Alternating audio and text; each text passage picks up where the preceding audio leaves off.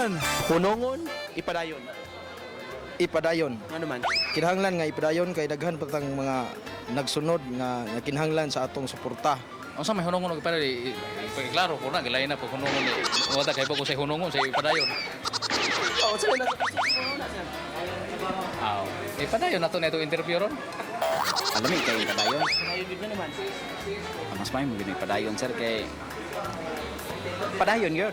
Padayon. Padayon din naman. Dili mayo ihunungon kay matiwas. Unsa yung sasawa? Malipay. Ano?